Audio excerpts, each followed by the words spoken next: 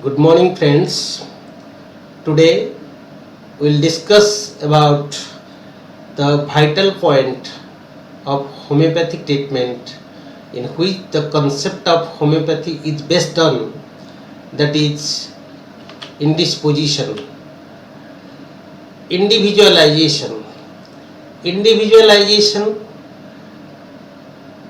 let us discuss under the points: introduction, concept of individualization, individualization of the patient, individualization of drug, 3 steps of individualization, practical limitation of individualization, Kate's view on individualization.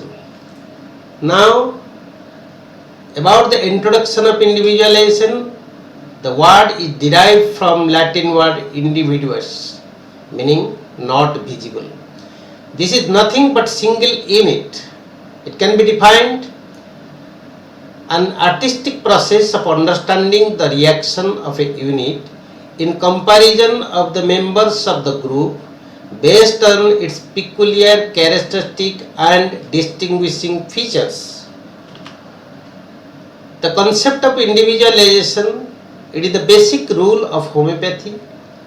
It is to understand the individual's reaction to any stimulus either in health or in disease.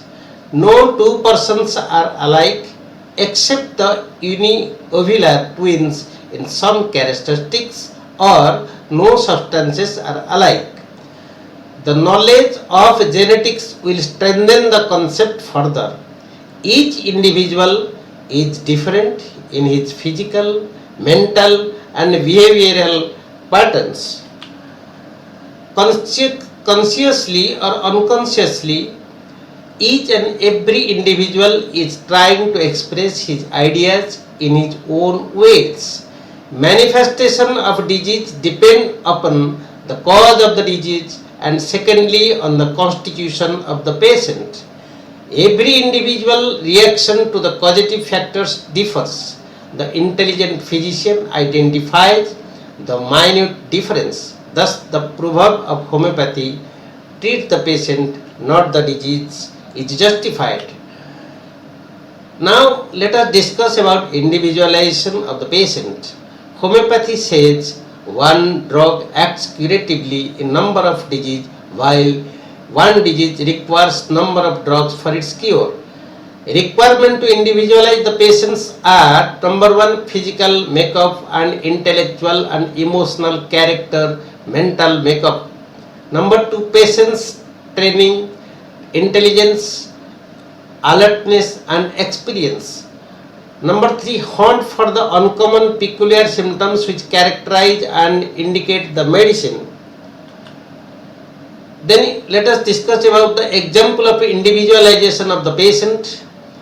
Delirium is common symptom of typhoid, but way of behavior in typhoid differs from patient to patient. One patient behaves violently, one behaves vulgarly by using abusive language, spitting on others. At the same time, another person becomes calm and silent. Must be unprejudiced when the physician do the process. Understanding the patient as a person, artistic process of analysis and evaluation of the symptoms, and intelligent use of repertory help in individualization. Let us come to individualization of drug. Drugs are the substances which possesses the power of altering the state of an individual's healthy state. This is innate for each drug. Hahnemann recognized this and advises to use single remedy, both curing as well as proving the drugs, which is mentioned in aphorism number 111 and 118. Materia medica contains a group of symptoms peculiar and unique for each drug.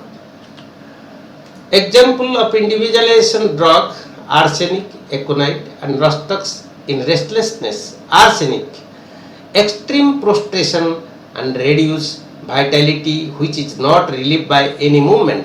Rustux, restless because of its joint pain, relieved by continued movement. Aconite, not relieved by movement but accompanied with fear and restlessness. Three steps of individualization are called tripods.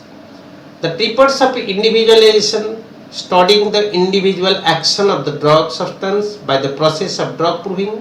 Number two, understanding the individuality of the patient can be done by artistic case taking. Number three, selection of individual remedy which similar in all respect called similimum. Now let us discuss the practical limitation of individualization. Role of physician and patient is responsible for individualization, but physician is the key person. About the limitation: number one, it depends more time patience, hasty, impatient caretaking leads to non and mal observation. Number two, lack of knowledge of nosological symptoms and peculiar individualistic symptoms. Lack of knowledge of maitre medica. Number four, fail to ascertaining individualistic peculiar symptoms. Number five, keen observation in case of indolent and hypochondriac patient. Now let us come to the conclusion. Individualization must be made in such a manner as to determine what symptoms is present, that which is curable by medication, under law of similia to determine each particular case what symptoms have a counterpart in the materia medica.